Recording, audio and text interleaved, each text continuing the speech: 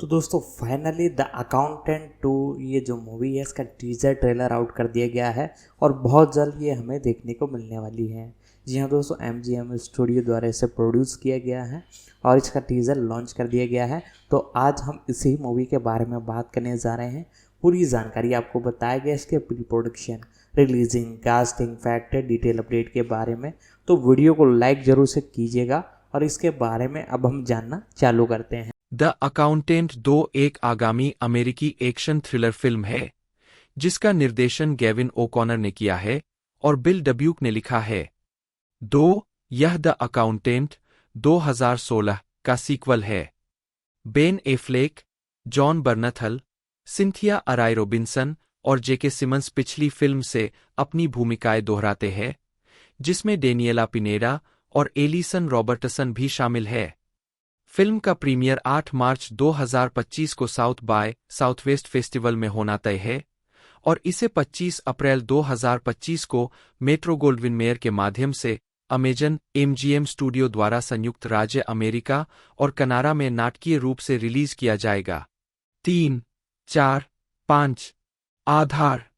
जब उसके किसी करीबी को अज्ञात हत्यारों द्वारा मार दिया जाता है तो ट्रेजरी एजेंट मैरीबेथ मेडिना को हत्या को सुलझाने के लिए क्रिश्चियन वोल्फ से संपर्क करने के लिए मजबूर होना पड़ता है। अपने अलग-थलग लेकिन बेहद घातक भाई ब्रैक्स की मदद से क्रिस अपने शानदार दिमाग और कम से कम कानूनी तरीकों का इस्तेमाल करके अनसुलझी पहेली को सुलझाता है। जैसे जैसे वे सच्चाई के करीब पहुंचते हैं, तीनों जीवित सबसे क्रूर हत्यारों में से कुछ का ध्यान आकर्षित करते हैं, सभी अपनी खोज को रोकने के इरादे से। 6 गालना। बेन एफ्लेक, क्रिश्चियन वोल्फ बटा द अकाउंटेंट, एक ऑटिस्टिक अकाउंटेंट जो दुनिया के कुछ सबसे खतरनाक अपराधियों के लिए धन शोधन करता है। जॉन बर्नथल, ब्रेक सटन, अकाउंटेंट का भाई। वह हाई प्रोफाइल क्लाइंट्स के लिए एक सुरक्षा कंपनी चलाता है।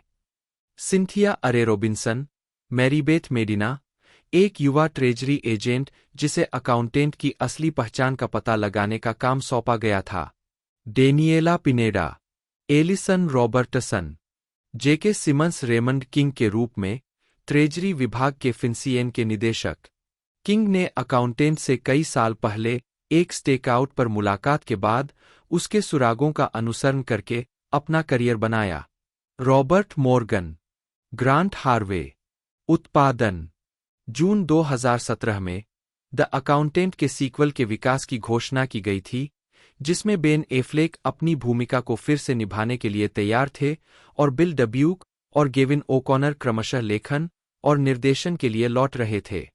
7 फरवरी 2020 तक एफ्लेक ने पुष्टि की कि विकास जारी था। स्टूडियो ने एक अलग स्क्रिप्ट को पूर्वव्यापी रूप से बदलने पर विचार किया था, जिसे वे द अकाउंटेंट 2 में विकसित कर रहे थे। अभिनेता ने इसके अतिरिक्त एक टेलीविजन श्रृंखला की क्षमता में रुचि व्यक्त की। 8 सितंबर 2021 में कॉनर ने खुलासा किया कि एक सीक्वल विकास में था, जिसमें तीसरी प्रविष्टि की संभावना थी। एफ्लेक और जॉन बर्नथल को क्रिश्चियन वोल्फ और ब्रेक्स के रूप में अपनी भूमिकाओं को फिर से करने की पुष्टि की गई। 9 फरवरी 2024 में अमेजन MGM स्टूडियो ने अनुमानित $10 मिलियन के योग्य खर्च और कर प्रोत्साहन के साथ वार्नर ब्रदर्स पिक्चर्स से वितरण अधिकार हासिल कर लिए। स्टूडियो के साथ मौजूदा सौदे के माध्यम से वार्नर ब्रदर्स फिल्म के अंतर्राष्ट्रीय वितरक के रूप में शामिल रहेंगे। 10 मार्च 2024 में जेके सिमंस और सिंथिया अराय रॉबिन्सन के लौटने की भी घोषणा की गई, जिसमें Daniella Pineda, Allison Robertson, Robert Morgan और ग्रांट हार्वे कलाकारों में शामिल हुए। 11-12 मुख्य फोटोग्राफी 25 मार्च 2024 को कैलिफोर्निया में शुरू हुई, जिसमें सीमस मैकगर्वे छायाकार के रूप में लौटे। 13, 14, 15, 16, 17 और 16 अगस्त को लपेटा गया। 18 मुक्त करना। फिल्म का प्रीमियर 8 मार्च 2025 को साउथ बाय साउथवेस्ट में होना तय है और इसे 25 अप्रैल 2025 को अमेजन MGM स्टूडियो द्वारा संयुक्त राज्य अमेरिका में नाटकीय रूप से रिलीज किया जाएगा। 19-20 भविष्य। सितंबर 2021 में ओकॉनर ने द अकाउंटेंट को फिल्मों की त्रयी में विस्तारित करने की योजना का खुलासा किया। दूसरे भाग के साथ उत्पादन पूरा होने के साथ फिल्म निर्माता ने तीसरी फिल्म को एक दोस्त फिल्म के रूप में वर्गीकृत किया। इस परियोजना को स्टेरॉयड पर रेन मैन कहा। 21/8 यह भी देखे। मीडिया में ऑटिज्म स्पेक्ट्रम विकार। कथा साहित्य में मानसिक कैलकुलेटर। संदर्भ बिल डब्यूक एक अमेरिकी पटकथा लेखक है जो द अकाउंटेंट, एक ए फैमिली मैन, 2 द जज, 3 और टेलीविजन सीरीज ओजार्क जैसी फिल्मों के लिए जाने जाते हैं। 4 जीवनी डब्यूक का जन्म सेंट लुइस, मिसौरी में हुआ था। उन्होंने किशोरावस्था में ओजार्क्स झील पर काम करने में समय बिताया। 4-5 वह अभी भी अपनी पत्नी और 3 बच्चों के साथ सेंट लुइस में रहते हैं। 5 जिनके साथ वह अभी भी अक्सर ओजार्क्स झील पर जाते हैं। 5 2008 में एक पटकथा लेखक के रूप में शुरुआत करने से पहले डब्यूक ने एक भर्ती हेडहंटर के रूप में काम किया। 5 उन्हें निर्माता मार्क विलियम्स ने द अकाउंटेंट के लिए एक मोटे विचार के साथ संपर्क किया था, जिसे डब्यूक ने हॉलीवुड में सर्वश्रेष्ठ अप्रकाशित पटकथाओं की 2011 की ब्लैक लिस्ट में नामित एक स्क्रिप्ट में विकसित किया। 6 जिसमें उच्च कार्यशील ऑटिज्म से ग्रस्त नायक बेन एफ्लेक द्वारा अभिनीत को विकसित करने के लिए शोध करना शामिल था। एक फिल्म को विकार के चित्रण के लिए ऑटिज्म स्पीक्स द्वारा श्रेय दिया गया था। उनकी पहली पटकथा का निर्माण 2012 में हुआ था, द जज, जिसके कारण डब्यूक को वैरायटी के 10 देखने योग्य पटकथा लेखकों में से एक के रूप में पहचाना गया। 7 और 20 उल्लेखों के साथ 2012 की ब्लैक लिस्ट में नामित किया गया। 8-9 2015 में डब्यूक ने द रियल मैकॉय नामक एक एक्शन एडवेंचर को यूनिवर्सल पिक्चर्स को सफलतापूर्वक पेश किया, जिसमें क्रिस प्रैट ने अभिनय किया। 10 जनवरी 2018 तक फिल्म अभी भी निर्माण में है। 11 बेहतर स्रोत की आवश्यकता। मार्क विलियम्स के साथ एक और सहयोग, ए फैमिली मैन, 2016 में जारी किया गया था। 12 द हेडहंटर्स कॉलिंग के कामकाजी शीर्षक के साथ स्क्रिप्ट भर्ती में डब्यूक के पिछले काम पर आधारित थी। 13 ओजार्क्स रिसॉर्ट में डब्यूक के किशोर अनुभवों। 5 ने उन्हें निर्माता मार्क विलियम्स, 14 और पुरुष लीड जेसन बेटमैन, 10 के साथ ओजार्क श्रृंखला विकसित करने पर फिर से काम करने के लिए प्रेरित किया। 15 अप्रैल 2019 में डब्यूक ने द $6 मिलियन मैन के फिल्म रूपांतरण के लिए पटकथा लेखक के रूप में डेमियन्स जिफ्रॉन की जगह ली। 16 फिल्मोग्राफी वर्ष शीर्षक नोट्स संदर्भ 2014 जज पटकथा 3 2016 एक पारिवारिक व्यक्ति लेखक एवं कार्यकारी निर्माता 2 लेखापाल द्वारा लिखित 1 2017 से 2022 ओजार्क के द्वारा बनाई गई कार्यकारी निर्माता कहानी 2 एपिसोड टेलीप्ले 2 एपिसोड मनोनीत सर्वश्रेष्ठ नई श्रृंखला के लिए राइटर्स गिल्ड ऑफ अमेरिका पुरस्कार उत्कृष्ट ड्रामा सीरीज के लिए प्राइमटा गेविन ओकॉनर जन्म 24 दिसंबर 1963 एक अमेरिकी फिल्म निर्देशक, पटकथा लेखक, निर्माता, नाटककार और अभिनेता है। उन्हें मिरेकल 2004, वॉरियर 2011, द अकाउंटेंट 2016 और द वे बैक 2020 जैसी फिल्मों के निर्देशन के लिए जाना जाता है। जीवन और कैरियर गेविन ओकॉनर का लालन पालन हंटिंगटन, न्यूयॉर्क, लॉन्ग आइलैंड में हुआ था। 2 उन्होंने टेड डेम के निर्देशन में बनी पहली लघु फिल्म द बेट लिखी और उसका निर्माण किया।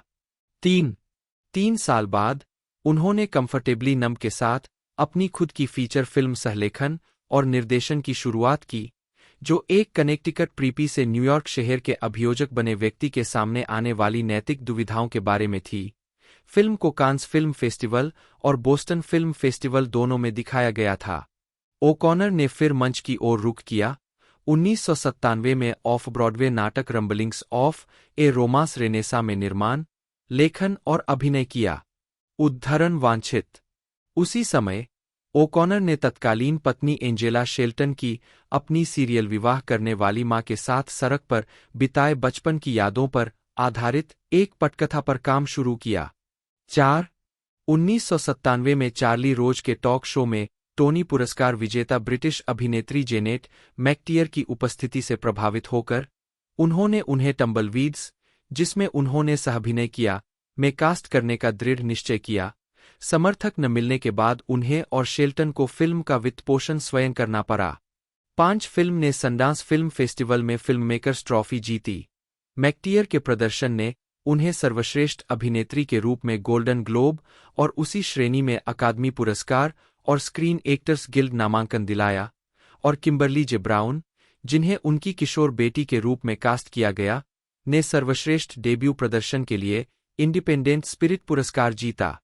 उद्धरण वांछित 2004 में कई छोटी, स्वतंत्र परियोजनाओं के कार्यकारी निर्माता के रूप में काम करने के बाद ओकॉनर ने 1980 के शीतकालीन ओलंपिक में सोवियत संघ पर अमेरिकी आइस हॉकी टीम की जीत की सच्ची कहानी पर आधारित फिल्म मिरेकल का निर्देशन किया।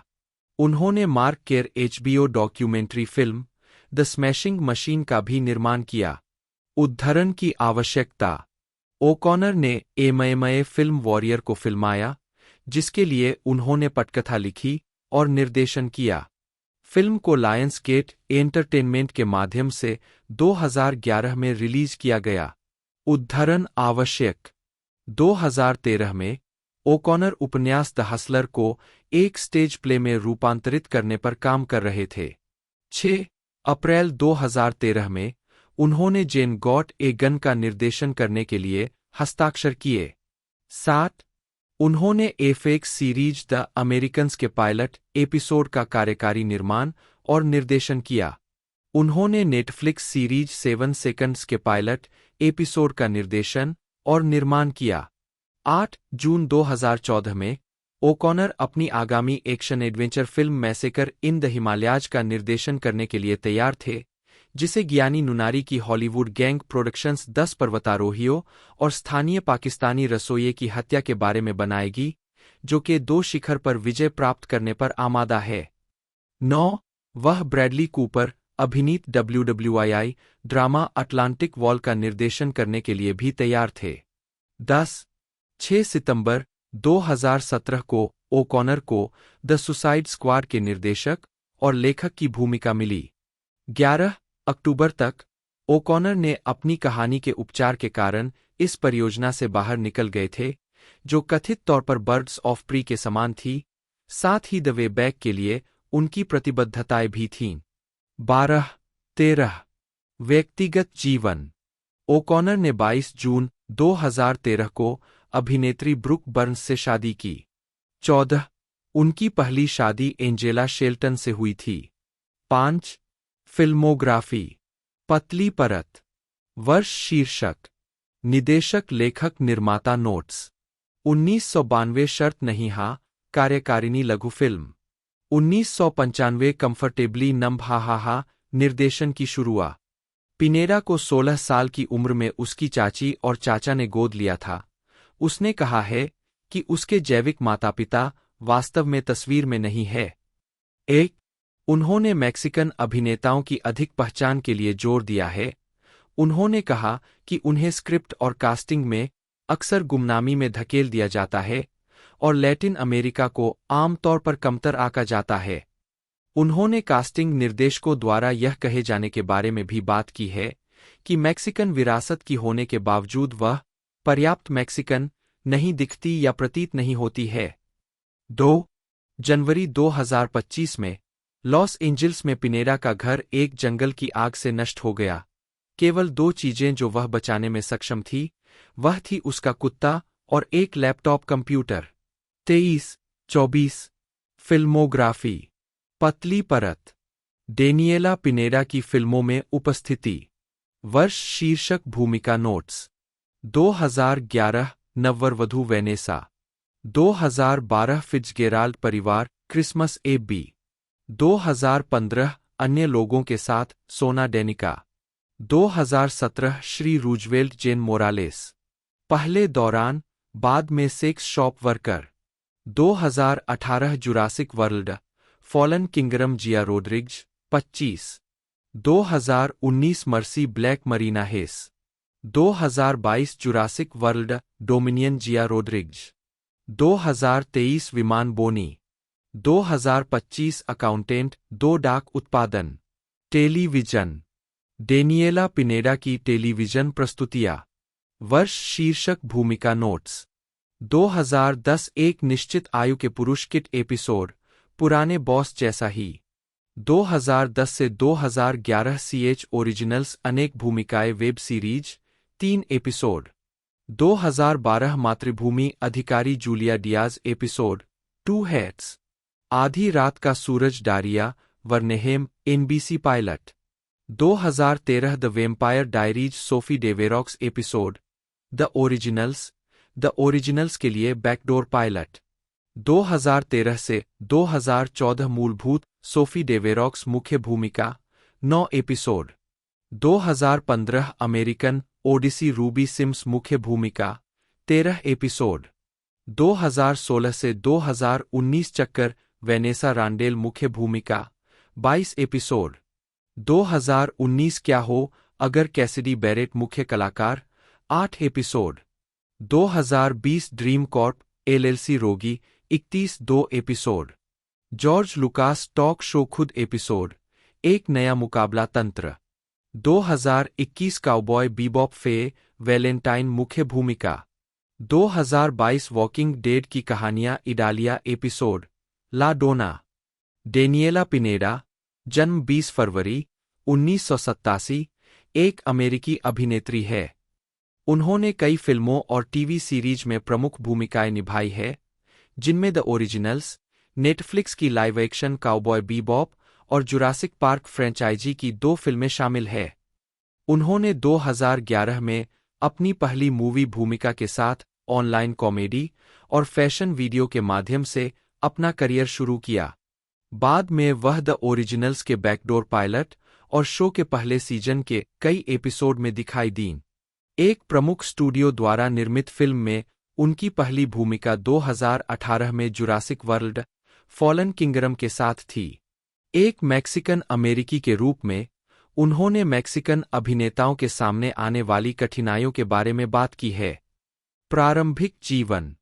डेनिएला पिनेडा का जन्म 20 फरवरी 1987 को कैलिफोर्निया के ओकलैंड में एरिक क्लेन और पेट्रिसिया पिनेडा की बेटी के रूप में हुआ था। डेनिएला के 2 भाई बहन हैं, एनेलिस और इलियट। वह तीसरी पीढ़ी की मैक्सिकन अमेरिकी है। 2 उन्होंने मिल्स कॉलेज से समाजशास्त्र और रेडियो पत्रकारिता की डिग्री हासिल की।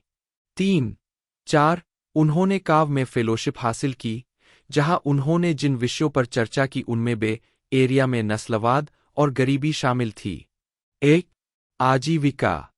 2016 में पिनेडा की पहली अभिनय भूमिका 2010 में man of a certain age के एपिसोड में थी। हालांकि उन्होंने ऑनलाइन एक बड़ी छवि बनाई। वह 2010 और 2011 के बीच कई college humour comedy sketch video में दिखाई दी, साथ ही यूट्यूब पर फैशन ट्यूटोरियल भी। फिल्म में उनकी पहली उपस्थिति 2011 की कॉमेडी ड्रामा न्यूलीवेड्स थी, जिसे एडवर्ड बर्न्स ने निर्देशित किया था। इसे आलोचकों से ज्यादातर सकारात्मक समीक्षा मिली। 5-6 पिनेडा बाद में द CW के द वैम्पायर डायरीज के एक एपिसोड में दिखाई दी, जिसने स्पिन-ऑफ सीरीज द ओरिजिनल्स के लिए पिछले दरवाजे के पायलट के रूप में काम किया, जो 2013 में प्रसारित होना शुरू हुआ। 5 क्रिसेंट सिटी एपिसोड में उनके किरदार सोफी डेवेरॉक्स को मार दिया गया, जिससे पिनेडा कलाकारों से बाहर हो गईं। 2021 में उन्होंने शो में वापसी की इच्छा व्यक्त की। 7 2015 में पिनेडा ने एनबीसी के अमेरिकन ओडिसी में अभिनय किया, जो एक साजिश का पर्दाफाश करने की कोशिश कर रहे अमेरिकी सैनिकों की एक टीम का अनुसरण करता है। उन्होंने रूबी सिम्स नाम का एक किरदार निभाया था। 8 शो को एक सीजन के बाद रद्द कर दिया गया था।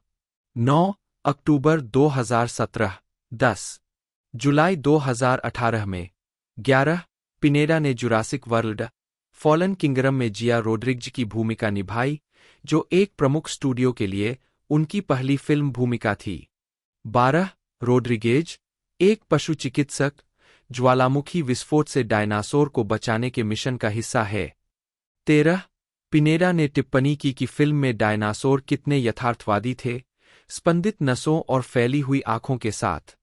14 एक अन्य साक्षात्कार में उन्होंने बताया कि कैसे उनका चरित्र मूल रूप से ओवेन ग्रेडी, क्रिस प्रैट के साथ बातचीत करने वाला था, जिसमें उसने खुलासा किया कि वह एक समलैंगिक थी।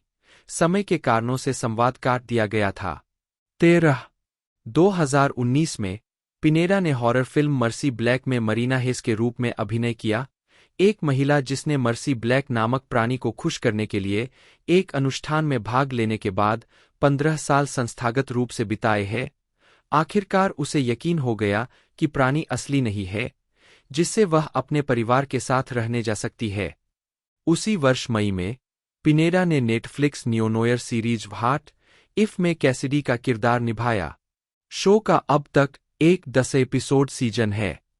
15 अप्रैल 2019 में पिनेरा को काउबॉय बीबॉप सीरीज के लाइव एक्शन संस्करण में फे वेलेंटाइन के रूप में लिया गया था। 16 इसे 2021 में रिलीज किया गया था। 17 पिनेरा ने अपने चरित्र का वर्णन किया, जो जातीय रूप से सिंगापुर रोमानी है, एक स्मार्टकधा और मजेदार के रूप में। मूल एनीमे के विपरीत चरित्र का श्रृंखला का संस्करण एलजीबीटी है। 18 अगस्त 2021 में पिनेरा को प्लेन में कास्ट किया गया, जिसमें जेरार्ड बटलर मुख्य भूमिका में थे। 19 2022 में उन्होंने जुरासिक वर्ल्ड डोमिनियन में जिया रोड्रिग्ज के रूप में अपनी भूमिका को दोहराया। 20 शुरुआती सीक्वेंस में दिखाई दी, हालांकि कोविड-19 महामारी के कारण यात्रा प्रतिबंध और संगरोध आवश्यकताओं ने पिनेरा को रोक दिया, जो न्यूजीलैंड में थीं, दूसरे नियोजित दृश्य में दिखाई देने से। उन्हें उनके दूसरे दृश्य में वर्दा सेतु के साथ बदल दिया गया था। निर्देशक कॉलिन ट्रेवोर इस बदलाव से संतुष्ट थे। 21 उस वर्ष के अंत में पिनेरा को कॉमेडी पायलट वेस्टर्न में एक सैलून मालकिन बेस के रूप में लिया गया। 22 सीमस मैकगार्वे जन्म 29 जून 1967 उत्तरी आयरलैंड के आर्माग से एक छायाकार है। वह इटली के टस्कनी में रहते हैं। उन्हें अपनी छायांकन के लिए 2 अकादमी पुरस्कार नामांकन प्राप्त हुए हैं, जो राइट की 2007 की ड्रामा एटोनमेंट और लियो टॉल्स्टॉय के उपन्यास अन्ना करेनिना के 2012 के रूपांतरण पर आधारित है। ऑस्कर नामांकन के अलावा मैकगार्वे ने अन्ना करेनिना और नॉक्टर्नल एनिमल्स के लिए British society of cinematographers (BSc) पुरस्कार जीता, साथ ही एटोनमेंट के लिए नामांकन भी प्राप्त किया और एटोनमेंट, अन्ना करेनिना और नॉक्टर्नल एनिमल्स के लिए बफ्टा नामांकन अर्जित किया। उन्हें एटोनमेंट और अन्ना करेनिना के लिए AAC से नामांकन मिला। एटोनमेंट ने उन्हें British independent film award, Chicago film critics association और ऑनलाइन फिल्म क्रिटिक्स सोसाइटी के लिए नामांकन दिलाया, और उन्हें फीनिक्स फिल्म क्रिटिक्स सोसाइटी से शीर्ष सम्मान मिला। मैकगार्वे ने एटोनमेंट, अन्ना करेनिना और स्टीफन डाल्ड्री की द ओवर्स के लिए 3 इवनिंग स्टैंडर्ड ब्रिटिश फिल्म पुरस्कार जीते हैं, और एटोनमेंट, अन्ना करेनिना, सहारा और We need to talk about Kevin, Nocturnal Animals और द ग्रेटेस्ट शोमैन के लिए 6 आयरिश फिल्म और टेलीविजन पुरस्कार जीते हैं। 2004 में उन्हें सिनेमेटोग्राफी की कला में योगदान के लिए Jack Cardiff, Freddie Francis, Roger Deakins और रिडले स्कॉट के साथ रॉयल फोटोग्राफिक सोसाइटी के प्रतिष्ठित लुमियर मेडल से सम्मानित किया गया था। प्रारंभिक जीवन। मैकगार्वे का जन्म उत्तरी आयरलैंड के आर्माग में हुआ था। 2-3 लंदन में वेस्टमिंस्टर विश्वविद्यालय में फिल्म स्कूल में भाग लेने से पहले उन्होंने एक स्थिर फोटोग्राफर के रूप में अपना करियर शुरू किया। उद्धरण आवश्यक। आजीविका। 1988 में स्नातक होने के बाद उन्होंने लघु फिल्मों और वृत्तचित्रों की शूटिंग शुरू की, जिसमें विंसेंट ओ'कॉनेल द्वारा निर्देशित स्किन शामिल थी, जिसे royal television society cinematography award के लिए नामांकित किया गया था, और सैम टेलरवुड द्वारा निर्देशित अटलांटिक। बाद की परियोजना 1997 में बनाई गई एक प्रयोगात्मक 3 स्क्रीन प्रोजेक्टेड फिल्म थी, जिसने टेलरवुड को 1998 के टर्नर पुरस्कार के लिए नामांकन दिलाया और मैकगार्वे और निर्देशक के बीच एक सतत सहयोग का नेतृत्व किया। फोटोग्राफी के निर्देशक के रूप में उनके 4 दर्जन क्रेडिट में जॉस व्हेडन की superhero film the Avengers, Lynne Ramsay की we need to talk about Kevin, Oliver Stone की World Trade Center, Gary Winick की चार्लोट्स वेब, जॉन हैम्बर्ग की अलोंग केम्पोली, स्टीफन फ्रियर्स की हाई फिडेलिटी, माइक निकोल्स की विट, Michael एप्टेड की enigma, Michael विंटरबॉटम की butterfly किस और अभिनेता के निर्देशन में पहली बार काम करने वाली 2 परियोजनाएं शामिल है, टिम रोथ की द वॉर जोन और एलन रिकमैन की द विंटर गेस्ट। उन्होंने एंथनी मिंगेला द्वारा निर्देशित TV series the number 1 ladies detective agency के पायलट पर सिनेमेटोग्राफर के रूप में काम किया। उन्होंने निर्देशक राइट के साथ उनकी 2009 की ड्रामा द सोलोइस्ट और फिल्म निर्माता सैम टेलरवुड, अब सैम टेलर जॉनसन, के साथ उनकी प्रशंसित 2008 की ड्रामा नो हेयर बॉय, उनकी 2011 की लघु film James bond supports international women's day और 2006 की कामुक ड्रामा डिस्ट्रिक्टेड के डेथ वैली खंड के लिए फिर से काम किया। गॉडजिला पर अपने काम के बाद उन्होंने टेलर जॉनसन के साथ उनकी बड़ी स्क्रीन रूपांतरण और हॉलीवुड निर्देशन की पहली फिल्म बेस्ट सेलिंग उपन्यास 50 शेड्स ऑफ ग्रे पर काम किया। उन्होंने पेन, द अकाउंटेंट और इसके आने वाले sequel the accountant 2, nocturnal animals, life, the greatest showman, Greta और bad times at the El Royale और द नेवर्स की तस्वीरें खींची है। उनके वृत्तचित्र कार्यों में शामिल है Lost Angels, Skid Row Is My Home, Joe Wright की द सोलोइस्ट पर उनके काम के बाद बनी थी और उन्हीं स्थानों पर फिल्माई गई थी, Harry Dean Stanton, partly fiction, Rolling Stones, tip of the tongue और the name of this film is dog में 95 फीचर और टेलीफिल्म्स पर अपने काम के अलावा मैकगार्वे ने विभिन्न कलाकारों के लिए 100 से अधिक संगीत वीडियो का निर्देशन और फोटोग्राफी की है, जिनमें Coldplay, Paul McCartney, Dusty Springfield, the Rolling Stones, U2 और रॉबी विलियम्स शामिल है। 2015 में उन्हें डंडी विश्वविद्यालय से मानद डॉक्टर ऑफ लॉज और यूनिवर्सिटी ऑफ उल्स्टर से मानद डॉक्टर ऑफ फाइन आर्ट्स से सम्मानित किया गया। वह एडिनबर्ग कॉलेज ऑफ आर्ट के मानद फेलो है। उन्हें डेविड ए एलिस की पुस्तक इन कन्वर्सेशन विद सिनेमेटोग्राफर्स और बेलिंगर, अलेक्जेंडर, न्यू सिनेमेटोग्राफर्स, 2004, ISBN 978-185669334 में चित्रित किया गया है। मैकगार्वे को स्पाइडरमैन नो वे होम पर छायाकार के रूप में काम करना था, लेकिन कोविड-19 के संक्रमण के बाद उन्हें बाहर कर दिया गया और उनकी जगह मौरो फियोरे को ले लिया गया। 4. फिल्मोग्राफी। लघु फिल्म। वर्ष, शीर्षक, निदेशक। 1990 मुझे तुमसे प्यार है, Sarah Miles. 1992 damsel jam. 1994 take out, Jamie Thraves. त्वचा टाइट, जॉन फोर्ट। एक तरह से घर वापसी, डूडी एप्पल्टन। रंगीन, बैरी व्हाइट। 1995 होलो होलो होलो, डेविड थेवलिस। त्वचा, विंसेंट ओकोनेल। 1997 जादुई क्षणों, Saul Metzstein. 1998 flying saucer rock, n roll, Enda Hughes. अंत, जो राइट। 2008 आपको अधिक प्यार करता हूं, Sam Taylor Johnson. 2011 James Bond ने अंतर्राष्ट्रीय महिला दिवस का समर्थन किया। 2016 किट्टी क्लोसेविग्नी। रॉड्रिगो जुनक्वेरा रीस सेंटोरो, पुर्तगाली उच्चारण, ओडियायू केईजेईजेएस एसटीयू। जन्म 22 अगस्त 1975, एक ब्राजीलियाई अभिनेता, आवाज अभिनेता और मॉडल है। वह कई पुरस्कारों के विजेता है, जिनमें ग्रांडे ओटेलो, एपीसीए पुरस्कार, गुआरानी पुरस्कार, 2 प्रीमियोस क्वालिडेड ब्रासिल और साथ ही कान महोत्सव में ट्रॉफी चोपार्ड शामिल है। इसके अलावा उन्हें स्क्रीन एक्टर्स गिल्ड अवार्ड्स, एक ट्रोफ्यू इम्प्रेंसा और एक फीनिक्स अवार्ड के लिए नामांकन प्राप्त हुआ है। वह ब्राजील में स्थानीय टेलीनोवेल्स में अपनी उपस्थिति के लिए और अंतर्राष्ट्रीय स्तर पर फिल्म 300, 2006, अन्य फिल्मों में brainstorm 2001, कारांडिरू 2003, love actually 2003, Che 2008, I Love You Phillip Morris 2009 और रियो 2011 शामिल है। वह टेलीविजन सीरीज लॉस्ट में पाउलो के किरदार को निभाते हुए और एचबीओ के वेस्टवर्ल्ड 2016 से 2020 में हेक्टर एस्कटन के रूप में भी नजर आए। जीवनी।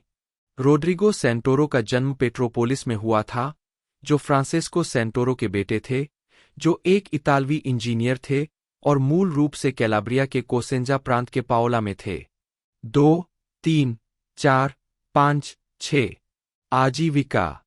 2013 सैन डिएगो कॉमिक-कॉन में सेंटोरो 300 राइज ऑफ एन एम्पायर का प्रचार करते हुए 1993 में पीयूसीरियो में पत्रकारिता का अध्ययन करते समय सेंटोरो ने रेडे ग्लोबो के अभिनेता कार्यशाला में प्रवेश किया। उन्होंने ग्लोबो के कई टेलीनोवेलस में भूमिकाएं निभाईं, जैसे ओल्हो नो ओल्हो 1993, पेट्रिया मिन्हा 1994, एक्सप्लोर कोराकाओ 1995, ओ अमोर एस्टा नो अर 1997, सुवे वेनेनो 1999 और मुल्हेरेस अपेक्सोंडास 2003, साथ ही लघु श्रृंखला हिल्डा फुराकाओ 1998, एक पुजारी की भूमिका में।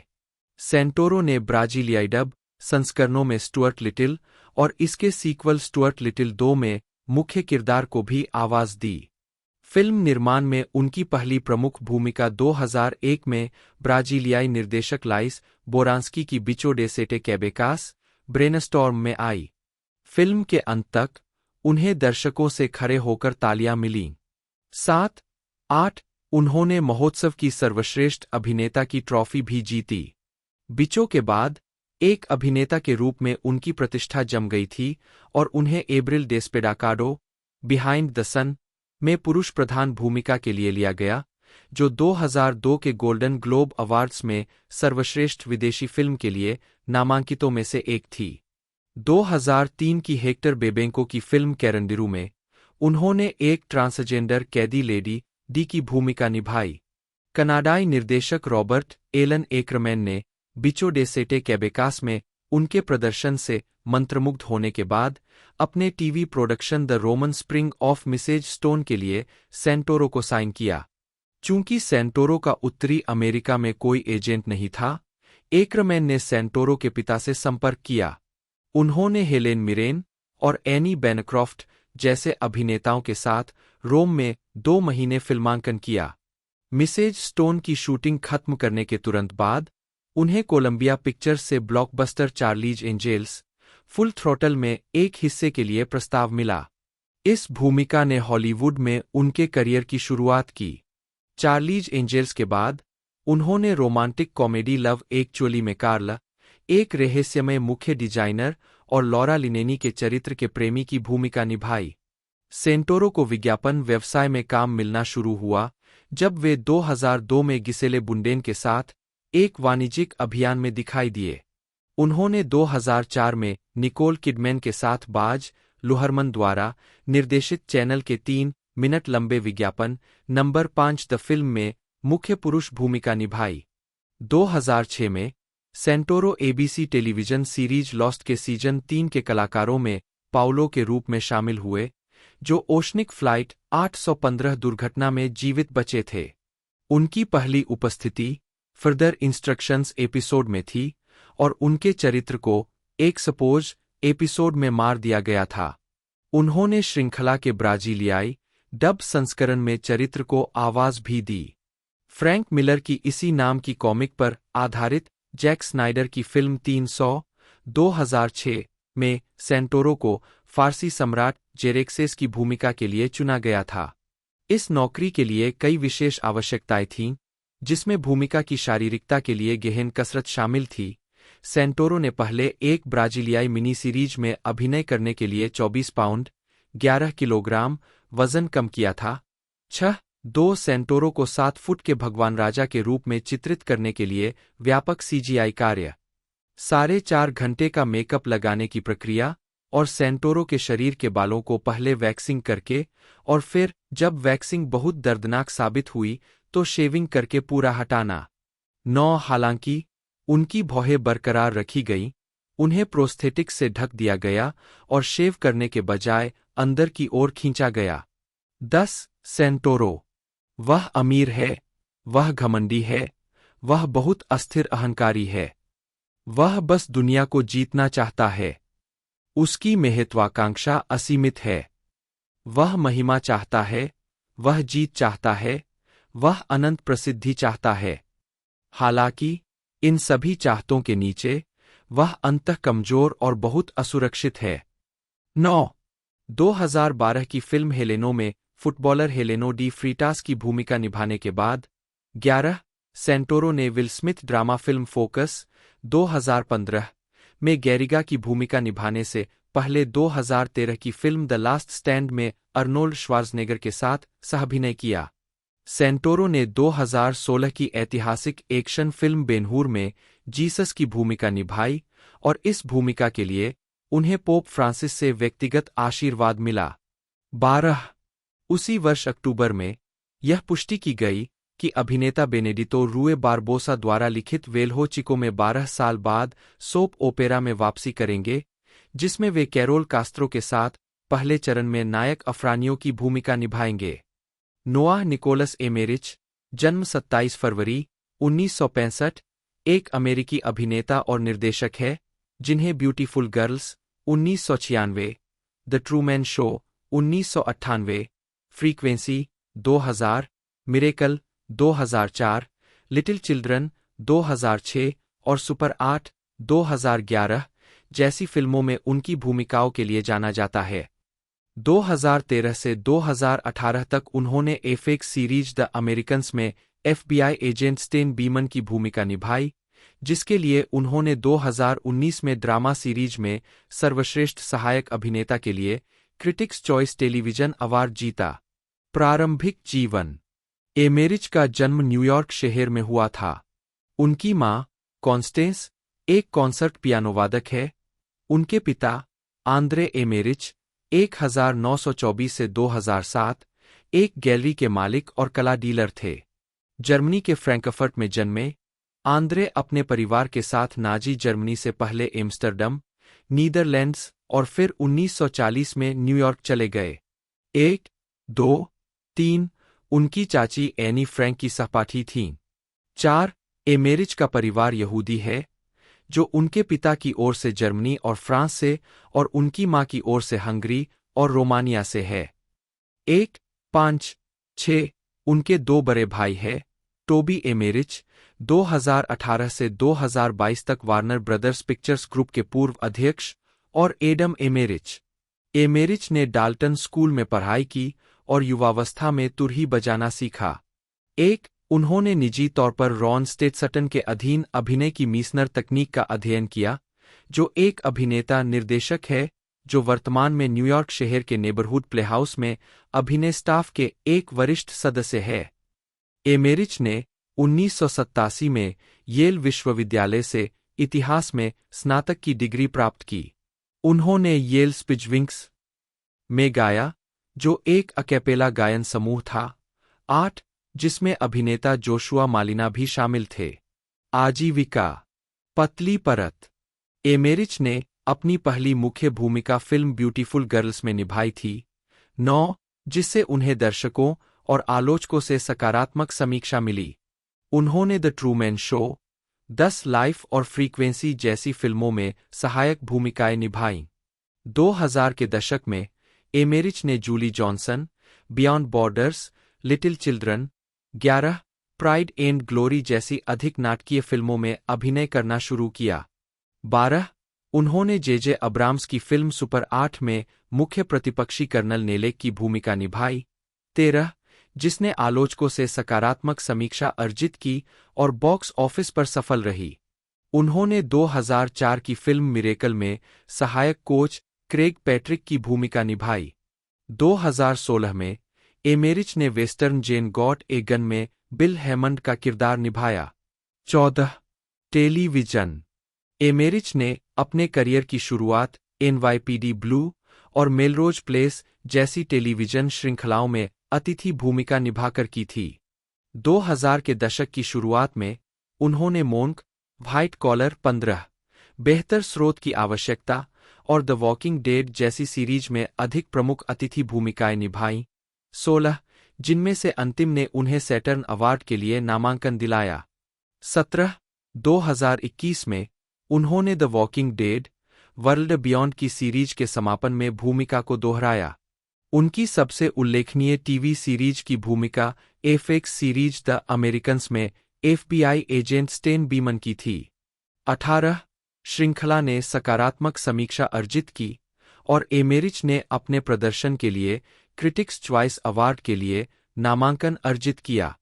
19, यह 6 सीजन तक चला, जो मई 2018 में समाप्त हुआ। 20, एमेरिच ने सीजन 3 के एपिसोड 7, वाल्टर टैफेट, से अपने निर्देशन की शुरुआत की। 21 और सीजन 4 के एपिसोड 5 का निर्देशन भी किया। सितंबर 2019 में उन्होंने नेटफ्लिक्स की सीमित श्रृंखला द स्पाई में इजरायली मोसाद भर्ती एजेंट डैन पेलेग के रूप में अभिनय किया। 23 अक्टूबर 2019 को यह घोषणा की गई कि उन्हें Netflix comedy series space force में किक ग्रेबस्टन के रूप में लिया गया है। 24 व्यक्तिगत जीवन। एमेरिच ने 1998 से 2003 तक अभिनेत्री मेलिसा फिट्जगेराल्ड से शादी की थी।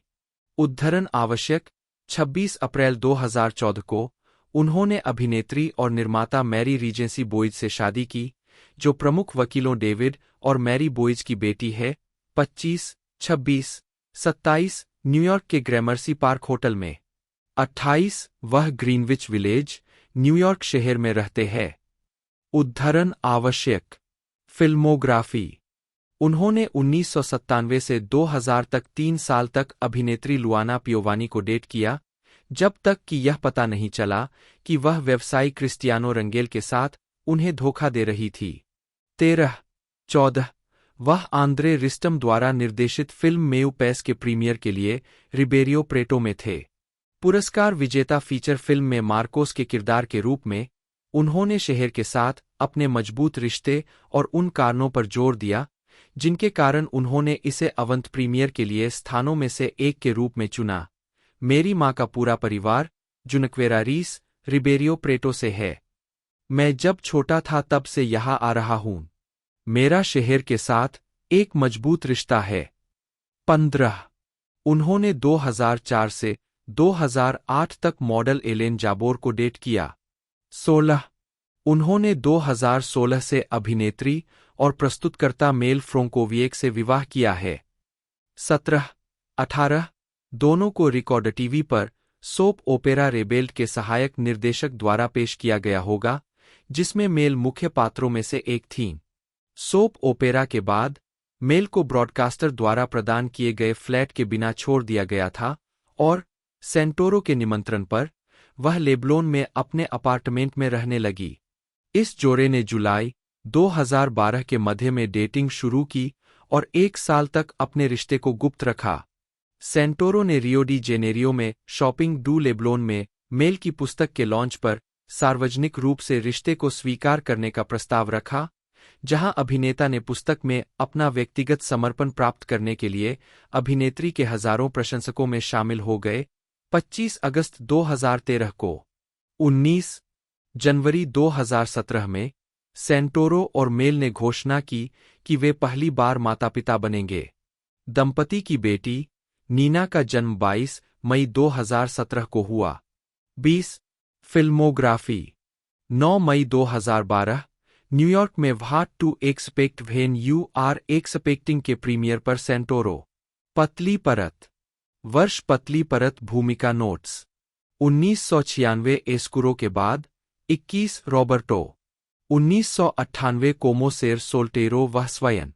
1999 ओ ट्रैपल हो ये लूज अजुल सिपाही। स्टुआर्ट लिटल आवाज, ब्राजीलियन पुर्तगाली dub. 2001 Bicho de Sete Cabecas, Wilson Souza Neto. 22 अप्रैल डेस्पेडाडो टोनहो। 2002 स्टुआर्ट लिटल आवाज, ब्राजीलियन पुर्तगाली डब। 2003 मिसेज स्टोन का रोमन स्प्रिंग नवयुवक। कारणदिरू Lady D, Charlie's Angels, full throttle Randy Emmers, वास्तव में प्यार कार्ल, 2004 इतिहास का एक दान Luis Claudio, 2006 300 Xerxes I 23 24, Robert Boyd Holbrook, 1 जन्म 1 सितंबर 1981, 2 3 एक अमेरिकी अभिनेता है।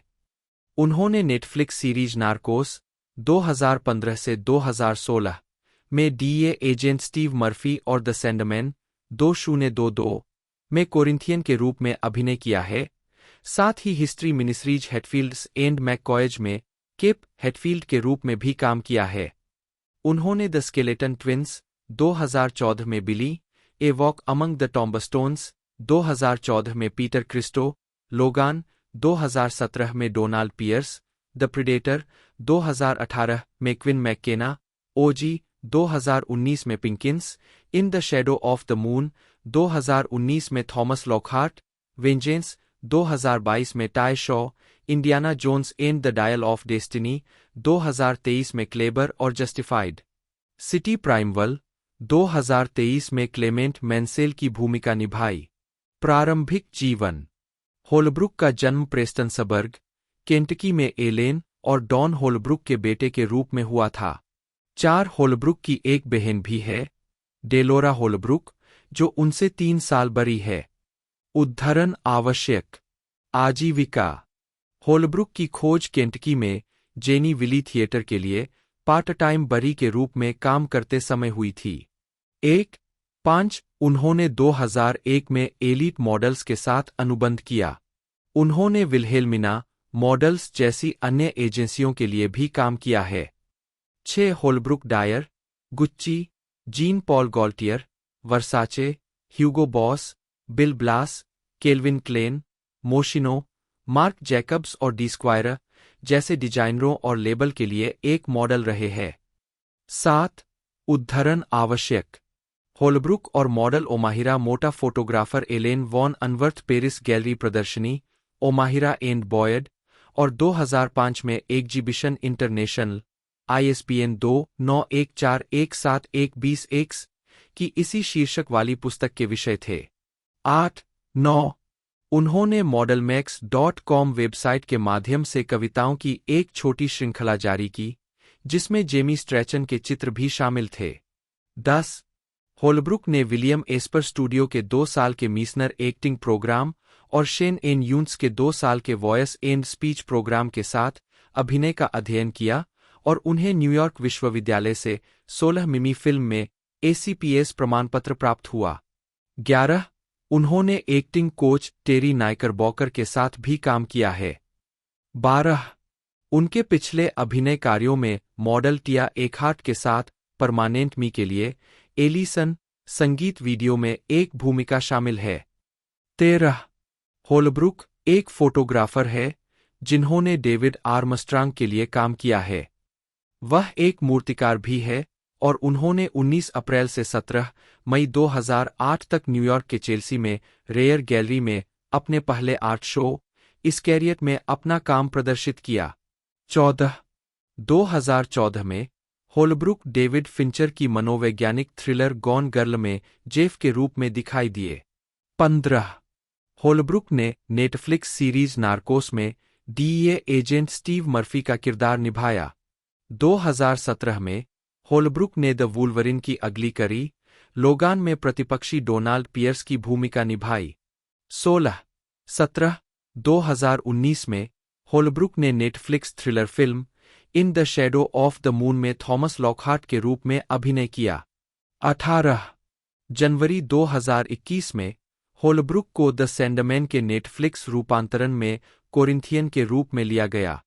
19 मई 2021 में होलब्रुक को Indiana Jones and the dial of Destiny में कास्ट किया गया।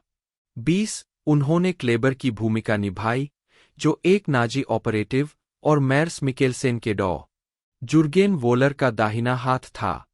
होलब्रुक ने कहा कि उन्होंने डायल ऑफ डेस्टिनी को फिल्माने के दौरान हैरिसन फोर्ड से कई अभिनय सबक सीखे, जिसमें यह भी शामिल है कि कैसे उन्होंने मुझे निश्चित रूप से सिखाया कि आप तब तक दूर नहीं जाते जब तक आप अपने अंतर्मन में यह नहीं जानते कि आपने इसे प्राप्त कर लिया है और कोई गलत नोट नहीं है। 21 डायल ऑफ डेस्टिनी भी होलब्रुक का लोगान के निर्देशक जेम्स मैंगोल्ड के साथ दूसरा सहयोग था।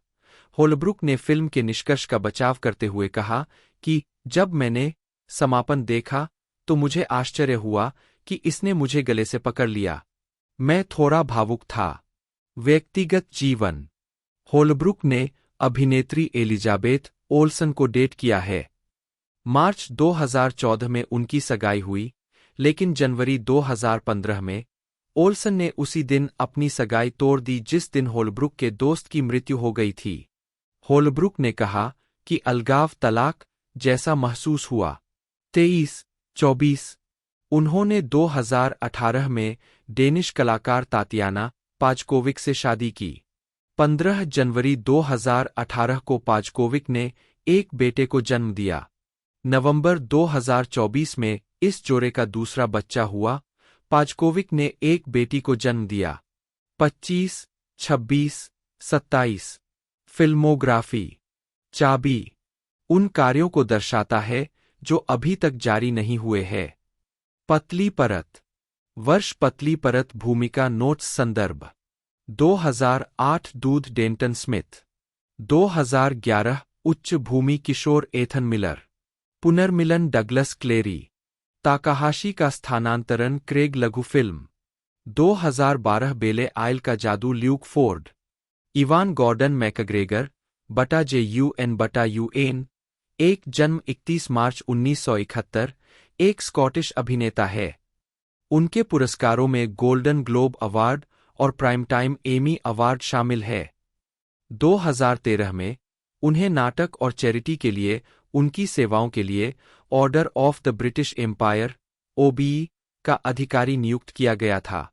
2 Guildhall School of Music and Drama में ड्रामा की पढ़ाई करते समय मैकग्रेगर ने British series Lipstick on Your Collar 1993 में एक प्रमुख भूमिका के साथ अपना करियर शुरू किया।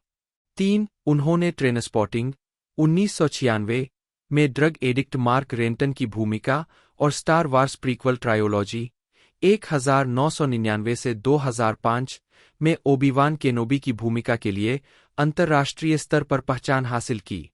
उनका करियर म्यूजिकल मॉलिन रूज 2001, action film Black Hawk down 2001, फंतासी फिल्म बिग फिश 2003 और थ्रिलर एंजेल्स एंड डेमन्स 2009 में अभिनीत भूमिकाओं के साथ आगे बढ़ा। उन्होंने thriller the ghost writer 2010। McGregor ने अपने निर्देशन की शुरुआत क्राइम फिल्म अमेरिकन पेस्टोरल 2016 से की, जिसमें उन्होंने अभिनय भी किया। एंथोलॉजी सीरीज फार्गो 2017 के तीसरे सीजन में भाइयों रे और एमिट स्टूसी के रूप में उनकी दोहरी भूमिका के लिए उन्होंने सर्वश्रेष्ठ अभिनेता मिनी सीरीज या टेलीविजन फिल्म का गोल्डन ग्लोब अवार्ड जीता। उन्होंने ब्यूटी एंड द बीस्ट 2017 में लुमियर को आवाज दी और क्रिस्टोफर रॉबिन 2018, डॉक्टर स्लिप 2019 में डैन टॉरेंस और बर्ड्स ऑफ प्री 2020 में ब्लैक मास्क में शीर्षक भूमिका निभाई।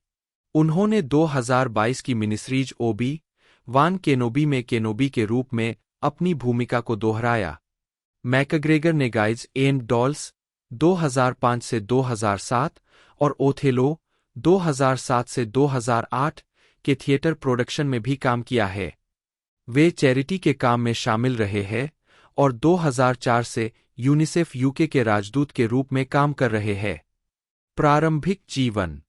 मैकग्रेगर का जन्म 31 मार्च 1971 को पर्थ, स्कॉटलैंड में हुआ था और उनका पालन-पोषण पास के क्रिफ में हुआ था। 5, 6, 7, 8 उनकी मां, कैरोल डायने नी लॉसन, क्रिफ हाई स्कूल में एक सेवानिवृत्त शिक्षिका है और बाद में डंडी में किंग्स पार्क स्कूल में उप प्रधानाध्यापक थीं। 9-10 उनके पिता, James Charles Stewart gym McGregor, Cliff में स्वतंत्र मॉरिसन अकादमी में एक सेवानिवृत्त शारीरिक शिक्षा शिक्षक और करियर मास्टर है। 11, 12, 13 उनका एक बड़ा भाई, कॉलिन, जन्म 1969, रॉयल एयरफोर्स में एक पूर्व टॉर्नेडो GR-4 पायलट है। 14 उनके चाचा अभिनेता डेनिस लॉसन है। 3 15 और उनकी शादी से चाची अभिनेत्री शीला गिश थीं, जो उन्हें गिश की अभिनेत्री बेटियों के कुर्रम और लू गिश का सौतेला चचेरा भाई बनाती है। 16 अपनी शिक्षा के लिए मैकग्रेगर ने मॉरिसन की अकादमी में दाखिला लिया। 16 साल की उम्र में स्कूल छोड़ने के बाद उन्होंने पर्थ थिएटर में एक स्टेजहैंड के रूप में काम किया और किर्ककल्डी कॉलेज ऑफ टेक्नोलॉजी में ड्रामा में एक फाउंडेशन कोर्स का अध्ययन किया। 17 18 जब वे 18 साल के थे तब Guildhall School of Music and Drama में नाटक का अध्ययन करने के लिए लंदन चले गए। 3 आजीविका मुख्य लेख इवान मैकग्रेगर फिल्मोग्राफी फिल्म और television Star Wars episode I the Phantom Menace 1999 से मैकग्रेगर की पोशाक डेट्रॉइट इंस्टीट्यूट ऑफ आर्ट्स में प्रदर्शित। गिल्डहॉल से स्नातक होने के 6 महीने पहले मैकग्रेगर ने डेनिस पॉटर की 6 भाग वाली चैनल 4 श्रृंखला लिपस्टिक ऑन योर कॉलर 1993 में एक प्रमुख भूमिका शुरू की। 3 इसके तुरंत बाद उन्होंने राहेल वीज के साथ स्कारलेट एंड ब्लैक 1993 के BBC रूपांतरण में अभिनय किया और बिल फोर्सिथ की बीइंग ह्यूमन 1994 में अपनी फिल्मी शुरुआत की। 19 थ्रिलर शैलो ग्रेव 1994 में उनकी भूमिका के लिए उन्होंने एम्पायर अवार्ड जीता। 20 यह फिल्म निर्देशक डैनी बॉयल के साथ उनका पहला सहयोग था। 3 मार्क हरमन द्वारा लिखित और निर्देशित 1996 की channel 4 comedy drama film burst of में उनकी प्रमुख भूमिका थी।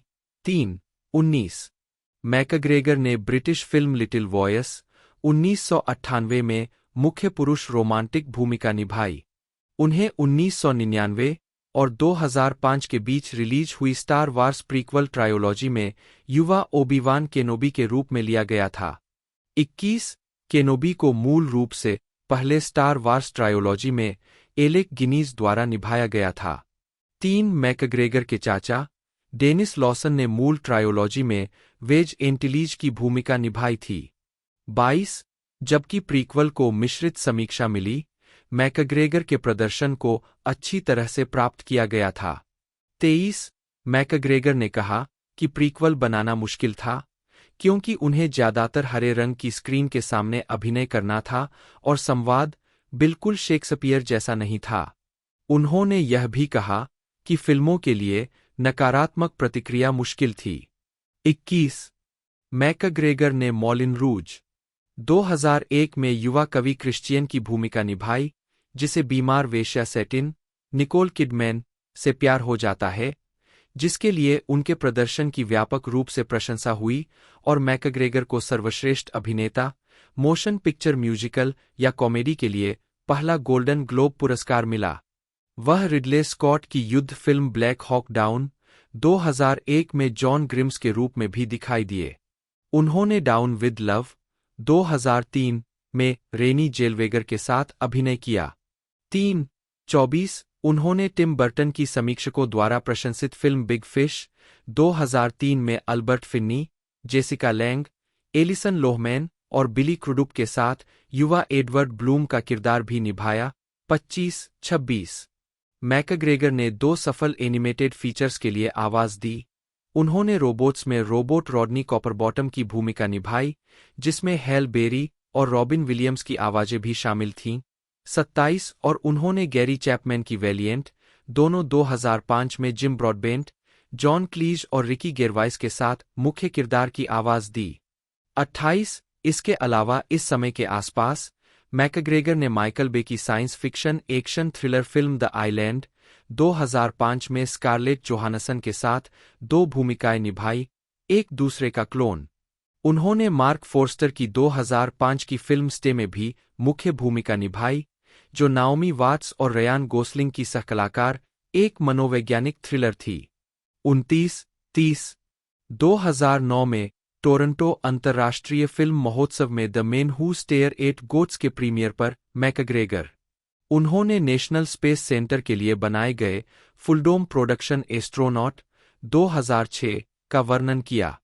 31 लगभग उसी समय उन्होंने एसटीवी शो जेट सेट 2006 का भी वर्णन किया, जो आरएएफ लॉसीमाउथ में प्रशिक्षु पायलटों और नाविकों के जीवन का अनुसरण करने वाली 6 भाग की श्रृंखला है, क्योंकि वे आरएएफ के प्राथमिक हमले के विमान टॉर्नेडो GR4 को उड़ाना सीखने के लिए 6 महीने के भीषण कोर्स से गुजरते हैं।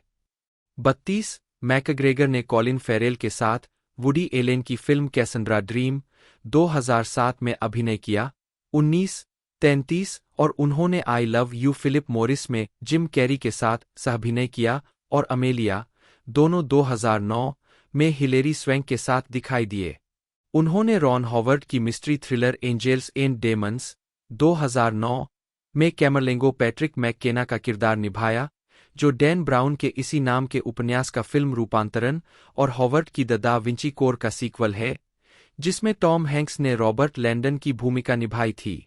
2011 में मैकग्रेगर ने लासे हॉलस्ट्रॉम द्वारा निर्देशित और एमिली ब्लंट और क्रिस्टिन स्कॉट थॉमस की सहकलाकार British comedy salmon fishing in the Yemen में अभिनय किया, जिसके लिए उन्हें सर्वश्रेष्ठ अभिनेता, मोशन पिक्चर म्यूजिकल या कॉमेडी नामांकन के लिए अपना दूसरा गोल्डन ग्लोब पुरस्कार मिला। उसी वर्ष उन्हें 2011 सिएटल अंतर्राष्ट्रीय फिल्म महोत्सव में अभिनय में उत्कृष्ट उपलब्धि के लिए SIFF गोल्डन स्पेस नीडल पुरस्कार से सम्मानित किया गया। 34 2012 में वे 2012 कान फिल्म महोत्सव में मुख्य प्रतियोगिता के लिए जूरी के सदस्य थे। 35 सैन सेबेस्टियन अंतर्राष्ट्रीय फिल्म महोत्सव में उन्हें डोनोस्टिया लाइफटाइम अचीवमेंट पुरस्कार से सम्मानित किया गया और वे इस पुरस्कार के सबसे कम उम्र के प्राप्तकर्ता बने। 36 उसी वर्ष उन्होंने नाओमी वाट्स और टॉम हॉलैंड के साथ आपदा ड्रामा फिल्म द इम्पॉसिबल में भी अभिनय किया। 2013 में मैकग्रेगर ने मेरिल स्ट्रीप और जूलिया रॉबर्ट्स के साथ अगस्त ओसेज काउंटी में अभिनय किया, जो ट्रेसी लेट्स के इसी नाम के पुलित्जर पुरस्कार विजेता नाटक पर आधारित थी। 37 मैकग्रेगर ने जॉनी डेप और पॉल बेटनी के साथ एक्शन कॉमेडी फिल्म मोटरेकाई 2015 में अभिनय किया। द डेली टेलीग्राफ के रॉबी कॉलिन ने महसूस किया कि फिल्म मनोवैज्ञानिक रूप से मजेदार नहीं थी। 38 उन्होंने अमेरिकन पेस्टोरल 2016 के साथ अपने निर्देशन की शुरुआत की, जिसमें उन्होंने अभिनय भी किया। 39 2017 में उन्होंने T2 ट्रेनस्पॉटिंग में मार्क रेंटन के रूप में अपनी भूमिका को दोहराया। 40 मैकग्रेगर ने बिल कॉन्डन द्वारा निर्देशित डिज्नी की ब्यूटी एंड द बीस्ट के लाइव एक्शन रूपांतरण में लुमियर, मूल रूप से 1991 की एनिमेटेड फिल्म में जेरी ओरबैक द्वारा आवाज दी गई, की भूमिका निभाई, जिसमें ल्यूक इवांस, केविन क्लाइन, जोश गैड, स्टेनली टुकी, इयान मैककेलेन और एमा थॉम्पसन के साथ प्रमुख भूमिकाओं में एमा वाटसन और डैन स्टीवंस की कलाकारों की टुकड़ी थी। फिल्मांकन मई 2015 में लंदन के शेपरटन स्टूडियो में शुरू हुआ और फिल्म मार्च 2017 में रिलीज हुई। 41 इसके बाद उन्होंने फार्गो दोनों 2017 के तीसरे सीजन में एफएक्स एंथोलॉजी सीरीज में अभिनय किया। 42 2018 में मैकग्रेगर ने क्रिस्टोफर रॉबिन में शीर्षक चरित्र के वयस्क संस्करण के रूप में अभिनय किया, जो मार्क फोर्स्टर द्वारा निर्देशित डिज्नी की विनी द पूह फ्रेंचाइजी का एक लाइव एक्शन रूपांतरण था और हेले एटवेल के साथ अभिनय किया था। 43 2019 में मैकग्रेगर ने स्टीफन किंग के इसी नाम के उपन्यास के फिल्म रूपांतरण डॉक्टर स्लिप में बड़े डैनी टॉरेंस की भूमिका निभाई। 44 2020 में वे वार्नर ब्रदर्स की DC Comics film Birds of Prey and the Fantabulous Emancipation of One Harley Quinn में मार्गोट रोबी के साथ मुख्य खलनायक रोमन सियोनिस बटा ब्लैक मास्क की भूमिका में दिखाई दिए। 45 23 अगस्त 2019 को लुकासफिल्म ने घोषणा की कि मैकग्रेगर 2022 में डिज्नी प्लस पर रिलीज होने वाली एक नई स्टार वार्स टेलीविजन सीरीज में ओबी-वान केनोबी के रूप में अपनी भूमिका को फिर से निभाएंगे। 46 2021 में मैकग्रेगर ने नेटफ्लिक्स के लिए नामांकित मिनी सीरीज में अमेरिकी फैशन डिजाइनर हेल्स्टन की भूमिका निभाई, जो पत्रकार स्टीवन गेंस की स्पष्ट जीवनी सिंपली हेल्स्टन पर आधारित थी। मैकग्रेगर को रयान मर्फी के साथ संयुक्त रूप से कार्यकारी निर्माता के रूप में भी नियुक्त किया गया था। 47 2022 में मैकग्रेगर ने पिनोचियो में सेबेस्टियन जे क्रिकेट विवेक और कथावाचक की आवाज दी। फिल्म का निर्देशन गिलर्मो डेल टोरो ने किया था और इसका प्रीमियर नेटफ्लिक्स पर हुआ था। 48 सितंबर 2024 में मैकग्रेगर को हॉलीवुड वॉक ऑफ फेम पर अपना सितारा मिला।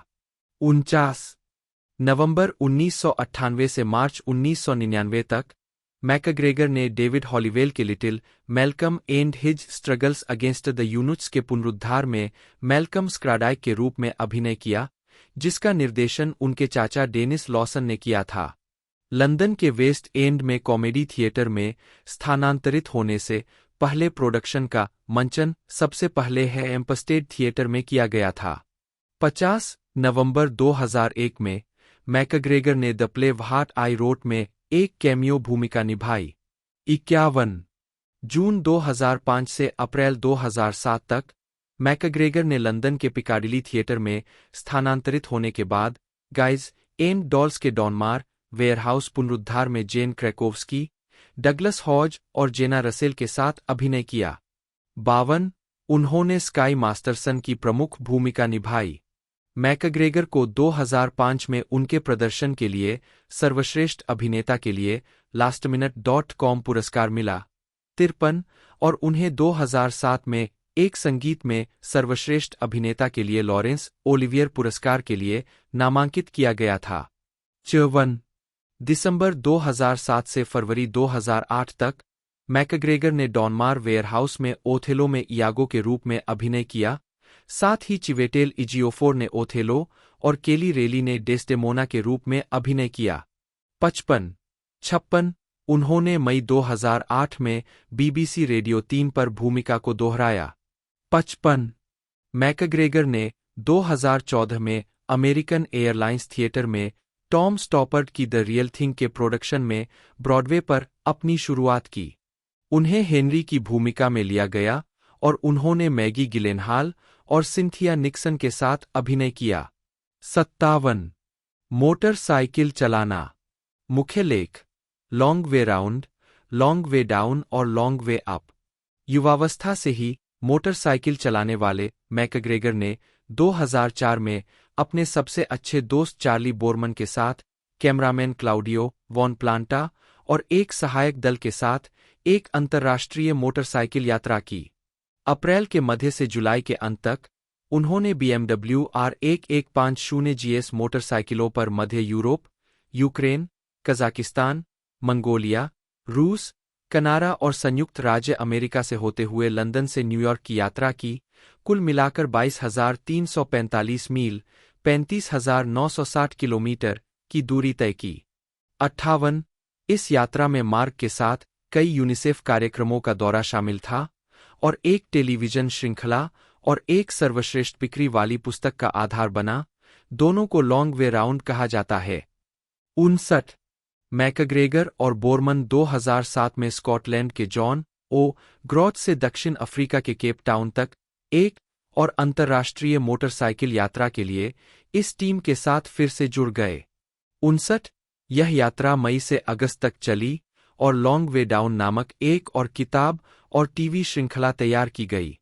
59 मैकग्रेगर 2012 में बीबीसी की 2 भाग वाली डॉक्यूमेंट्री में दिखाई दिए थे, जिसका शीर्षक था Ivan McGregor cold chain mission, जिसमें वे भारत, नेपाल और कांगो गणराज्य के दूरदराज के इलाकों में बच्चों को टीके देने के लिए मोटरसाइकिल, नाव, विमान और पैदल यात्रा करते हैं। यह यात्रा यूनिसेफ के राजदूत के रूप में उनके काम का हिस्सा थी। 2019 में मैकग्रेगर और बोरमन पिछले 2 लॉन्ग वे यात्राओं से अपने प्रमुख सहायक दल के साथ तीसरी अंतर्राष्ट्रीय यात्रा पर निकले, इस बार Harley Davidson LiveWire electric motorcycle पर। सितंबर से दिसंबर तक वे पैटागोनिया, अर्जेंटीना से कैलिफोर्निया, संयुक्त राज्य अमेरिका तक गए। 60 जिसे 2020 की श्रृंखला लॉन्ग वे अप में प्रलेखित किया गया था। 61 परोपकार। मैकग्रेगर 2004 से यूनिसेफ यूके और जियो अभियान सहित चैरिटी कार्यों में शामिल है। 2004 में लॉन्ग वे राउंड यात्रा के दौरान मैकग्रेगर और उनके यात्रा साथियों ने यूक्रेन, कजाकिस्तान और मंगोलिया में यूनिसेफ के कुछ काम देखे। 59 और 2007 में लॉन्ग वे डाउन यात्रा के दौरान उन्होंने और चार्ली बोरमन ने अफ्रीका में यूनिसेफ के लिए कुछ काम किया। मैकग्रेगर ने 2009 और 2010 में जियो अभियान के लिए वार्षिक हॉलीवुड गाला की मेजबानी की। उन्होंने चिल्ड्रन हॉस्पिस एसोसिएशन स्कॉटलैंड के साथ काम किया है, जैसा कि लॉन्ग वे डाउन में दिखाया गया है। 2012 में उन्होंने यूनिसेफ टीकाकरण कार्यकर्ताओं के साथ भारत, नेपाल और कांगो गणराज्य के दूरदराज के हिस्सों में Ivan McGregor cold chain mission नामक BBC 2 वृत्तचित्र के लिए यात्रा की। जून 2015 में मैकग्रेगर ने यूनिसेफ की सहायता के लिए बच्चों की परिकथाओं के ऐप गिविंग टेल्स के लिए हंस क्रिश्चियन एंडरसन की द लिटिल मैच गर्ल परी, साथ में sir Roger Moore, Stephen Fry, dame Joan Collins, Joanna Lumley और सर माइकल केन जैसी अन्य प्रमुख हस्तियां भी थीं। 64 व्यक्तिगत जीवन 2022 में मैकग्रेगर अपना समय लॉस एंजिल्स, कैलिफोर्निया, 65 और सेंट जॉन्स वुड, लंदन के बीच बांटते हैं। 66 वह English football team Manchester city के भी प्रशंसक है। 67 2007 में पार्किंसन के एक एपिसोड में मैकग्रेगर ने कहा कि वह पिछले 7 सालों से शराब नहीं पी रहे हैं। उन्होंने 2008 में आयरिश इंडिपेंडेंट के साथ एक साक्षात्कार में भी इसका उल्लेख किया, जिसमें उन्होंने कहा कि वह अक्सर 1990 के दशक के अंत में नशे में या नशे में घुत होकर सेट पर आते थे और उन्होंने आगे और नीचे गिरने से बचने के लिए पूरी तरह से शराब पीना बंद करने का फैसला किया। 68 2008 में मैकग्रेगर ने अपनी दाहिनी आंख के नीचे से कैंसरग्रस्त तिल को हटवाया था। 69 सितंबर 2020 में डॉक्यूमेंट्री लॉन्ग वे अप के लिए चिली की यात्रा करने के बाद उन्होंने खुलासा किया कि उनके परदादाओं में से एक, जॉन जुआन चार्ल्स मैकेंडो, का जन्म चिली में स्कॉटिश माता-पिता के यहाँ हुआ था, जबकि उनके पिता 19वीं सदी के अंत में रेलवे के निर्माण में अमेरिकी इंजीनियरों के साथ काम करते थे। बाद में जॉन ग्लासगो चले गए और शराब आयातक और राजनयिक के रूप में काम किया।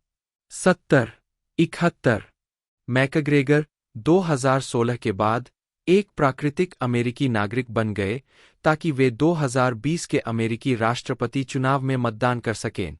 72 लॉन्ग वे अप पर अपनी यात्रा के दौरान उन्होंने पूरी तरह से अपने अमेरिकी पासपोर्ट पर यात्रा की। 73 वह ऑस्ट्रेलियाई फुटबॉल लीग में फ्रेमेंटल डॉकर्स के प्रशंसक है। 74 परिवार और रिश्ते मैकग्रेगर ने ईव मावराकिस से शादी की, जो एक फ्रांसीसी ग्रीक यहूदी प्रोडक्शन डिजाइनर है, जिनसे उनकी मुलाकात 1995 में कावानाग क्यूसी के सेट पर हुई थी। 75 76 77 78 3 उनकी 4 बेटियां हैं, जिनमें से 2 को उन्होंने गोद लिया है। एक मंगोलिया की एक सड़क पर रहने वाली बच्ची है, जिससे उनकी मुलाकात लॉन्ग वे राउंड में यात्रा करते समय हुई थी। 5 79 80 81 अपने बच्चों को मावराकिस के यहूदी धर्म में बड़ा करने के साथ मैकग्रेगर ने 2016 में कहा, धर्म में मेरी भागीदारी अब यहूदी धर्म से अधिक है, न कि ईसाई धर्म से, जिसमें मैं बहुत स्पष्ट रूप से बड़ा हुआ था। 82 मैकग्रेगर के दाहिने हाथ पर मावराकिस और उनकी बेटियों के नाम का एक दिल और खंजर का टैटू है। 24 83 84 मैकग्रेगर अपनी बेटी क्लारा के साथ Christopher robin, the birthday cake और ब्लीडिंग लव में दिखाई दिए हैं। 85 19 जनवरी 2018 को मई 2017 से अलग रहने के बाद मैकग्रेगर ने मावराकिस से तलाक के लिए अर्जी दी, जिसमें आपसी मतभेदों का हवाला दिया गया। 86 87 13 अगस्त 2020 को तलाक को अंतिम रूप दिया गया। 88 मई 2017 में मैकग्रेगर ने अमेरिकी अभिनेत्री मैरी एलिजाबेथ विंस्टेड के साथ रिश्ता शुरू किया, जिनसे उनकी मुलाकात फार्गो के सेट पर हुई थी।